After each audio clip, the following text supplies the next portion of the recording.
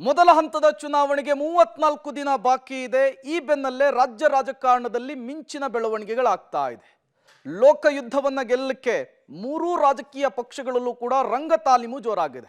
ಹಾಗಾದ್ರೆ ಯಾವ್ಯಾವ ಪಕ್ಷದಲ್ಲಿ ಏನೇನು ಬೆಳವಣಿಗೆಗಳಾಗ್ತಾ ಇದೆ, ಪ್ರಚಾರದ ಭರಾಟೆ ಹೇಗಿದೆ, ಅಭ್ಯರ್ಥಿಗಳ ವಿಚಾರಕ್ಕೆ ಏನೆಲ್ಲ ಡೆವಲಪ್ಮೆಂಟ್ಸ್ಗಳಾಗ್ತಾ ಇದೆ, ಇಂಚಿಂಚು ಡೀಟೇಲ್ಸ್ ಅನ್ನ ನಿಮ್ಮ ಮುಂದಿಡುವಂತಹ ಕೆಲಸವನ್ನ ಮಾಡ್ತೀವಿ. ಮೊದಲನೇದಾಗಿ ಸಾಂಸ್ಕೃತಿಕ ನಗರಿ ಮೈಸೂರು ಈ ಬಾರಿ ಕದನ ಕುತೂಹಲವನ್ನ ಜಾಸ್ತಿ ಮಾಡಿದೆ. ಒಂದು ಕಡೆ ಕಾಂಗ್ರೆಸ್ನಿಂದ ಲಕ್ಷ್ಮಣ್ ಅವರು, ಬಿಜೆಪಿಯಿಂದ ಯದುವೀರ್ ಅವರ ನಡುವೆ ದೊಡ್ಡ ಮಟ್ಟದ ಪೈಪೋಟಿ ನಡೀತಾ ಇದೆ. ಶತಾಯ ಗತಾಯ ಈ ಬಾರಿ ಕಾಂಗ್ರೆಸ್ ಅಭ್ಯರ್ಥಿಯನ್ನ ಗೆಲ್ಲಿಸಿಕೊಳ್ಳುವಂತಹ ನಿಟ್ಟಿನಲ್ಲಿ ಸಿಎಂ ಸಿದ್ದರಾಮಯ್ಯನವರು ಇಲ್ಲಿ ರಣತಂತ್ರವನ್ನ ಹೆಣಿತಾ ಇದ್ದಾರೆ. ಶಾಸಕರು, ಮಾಜಿ ಶಾಸಕರು, ಬ್ಲಾಕ್ ಅಧ್ಯಕ್ಷರ ಜೊತೆಗೆ ಸಿಎಂ ಮಹತ್ವದ ಸಭೆಯನ್ನ ನಡೆಸಿದ್ದಾರೆ. ಈ ಸಭೆಯಲ್ಲಿ ಜಿಲ್ಲಾ ನಾಯಕರಿಗೆ ಟಾರ್ಗೆಟ್ ಅನ್ನು ಕೊಟ್ಟಿದ್ದಾರೆ ಸಿಎಂ ಸಿದ್ದರಾಮಯ್ಯನವರು. ಸಚಿವರಿದ್ದಂತಹ ಕ್ಷೇತ್ರದಲ್ಲಿ ಮಿನಿಮಮ್ ಅಂದ್ರೂ ಕೂಡ 50,000 ಮತಗಳ ಲೀಡನ್ನು ತರಬೇಕು ಅನ್ನುವಂತಹ ಒಂದು ಮಹತ್ವದ ಟಾಸ್ಕ್. ಕ್ಷೇತ್ರದಲ್ಲಿ ಕಾಂಗ್ರೆಸ್ಗೆ ಲೀಡನ್ನು ಬರಲಿಕ್ಕೆ ಕಾಂಗ್ರೆಸ್ಸಿಗರು ಶ್ರಮಿಸಬೇಕು ಅನ್ನುವಂತಹ ಒಂದು ಹುಕ್ಕುಮನ್ನ ಹೊರಡಿಸಿದ್ದಾರೆ ಸಿಎಂ ಸಿದ್ದರಾಮಯ್ಯನವರು. ಈ ರೀತಿಯ ಒಂದು ಸೂಚನೆಯನ್ನ ಕೊಡೋದ್ರ ಮೂಲಕ ಈ ಬಾರಿ ಮೈಸೂರು ಮತ್ತು ಕೊಡಗು ಲೋಕಸಭಾ ಕ್ಷೇತ್ರವನ್ನ ಕಬ್ಜಾ ಮಾಡ್ಕೊಳ್ಬೇಕು, ನನ್ನ ಪ್ರತಿಷ್ಠೆಯ ಪ್ರಶ್ನೆ ಇದೆ. ಇಲ್ಲಿ ಸಿಎಂ ತವರು ಜಿಲ್ಲೆಯನ್ನ ಗೆಲ್ಕೊಳ್ಳಿಕ್ಕೆ ಆಗ್ಲಿಲ್ಲ ಅಂದ್ರೆ ಮುಂದೆ ಕುರ್ಚಿ ಅಲುಗಾಡುವಂತಹ ಸಾಧ್ಯತೆ ಇದೆ.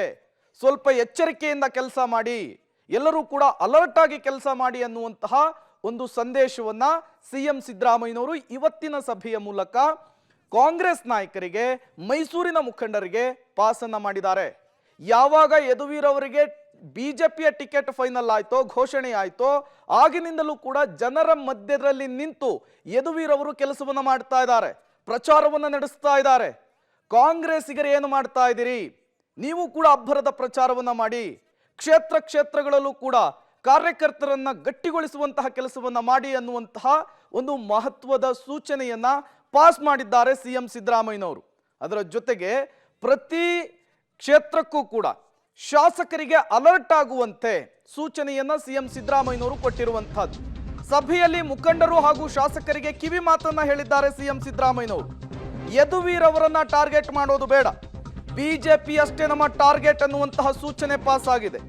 ಯದುವೀರ್ ಒಡೆಯರ್ ವಿರುದ್ಧ ಸಿಕ್ಕಂತೆ ಹೇಳಿಕೆಯನ್ನ ಕೊಡಬೇಡಿ, ಬಿಜೆಪಿ ಅವರಿಗೆ ನಿಮ್ಮ ಹೇಳಿಕೆಗಳೇ ಆಹಾರವಾಗಬಹುದು. ಸಭೆಯಲ್ಲಿ ಮುಖಂಡರು ಹಾಗೂ ಶಾಸಕರಿಗೆ ಸಿಎಂ ಸಿದ್ದರಾಮಯ್ಯನವರು ಕಿವಿ ಮಾತನ್ನ ಹೇಳಿದ್ದಾರೆ. ಎಚ್ಚರಿಕೆಯ ಹೆಜ್ಜೆಯನ್ನು ಇಡ್ಲಿಕ್ಕೆ ಮಹತ್ವದ ಸೂಚನೆಯನ್ನು ಕೊಟ್ಟಿದ್ದಾರೆ. ಈ ಮೂಲಕ ಯಾವುದೇ ಕಾರಣಕ್ಕೂ ಭಾವನಾತ್ಮಕವಾದಂತಹ ವಿಚಾರವನ್ನ ಪ್ರಯೋಗಿಸಲಿಕ್ಕೆ ಬಿಜೆಪಿಗೆ ಅವಕಾಶವನ್ನ ಕೊಡೋದು ಬೇಡ ಅನ್ನುವಂತಹ ನಿಟ್ಟಿನಲ್ಲಿ ಸಿಎಂ ಸಿದ್ದರಾಮಯ್ಯನವರು ಇವತ್ತಿನ ಸಭೆಯಲ್ಲಿ ನಾಯಕರುಗಳಿಗೆ ಮೆಸೇಜ್ ಅನ್ನ ಪಾಸ್ ಮಾಡಿರುವಂತಹದ್ದು. ಅಲ್ಲಿಗೆ ಒಂದಂತೂ ಸ್ಪಷ್ಟವಾಗ್ತಾ ಇದೆ, ಸಿಎಂ ಸಿದ್ದರಾಮಯ್ಯನವರು ಮತ್ತೆ ಮೈಸೂರನ್ನ ಮರಳಿ ವಶಕ್ಕೆ ಪಡೆಯೋದಕ್ಕೆ, ಲೋಕಸಮರದಲ್ಲಿ ಲಕ್ಷ್ಮಣ್ ಅವರನ್ನ ಗೆಲ್ಲಿಸೋದಕ್ಕೆ ಶತಾಯ ಗತಾಯ ಪ್ರಯತ್ನವನ್ನ ಆರಂಭಿಸಿದ್ದಾರೆ. ಇವತ್ತು ಸಭೆ ನಡೆಸುವ ಮೂಲಕ ಶಾಸಕರುಗಳಿಗೆ, ಸಚಿವರುಗಳಿಗೆ, ಮಾಜಿ ಶಾಸಕರುಗಳಿಗೆ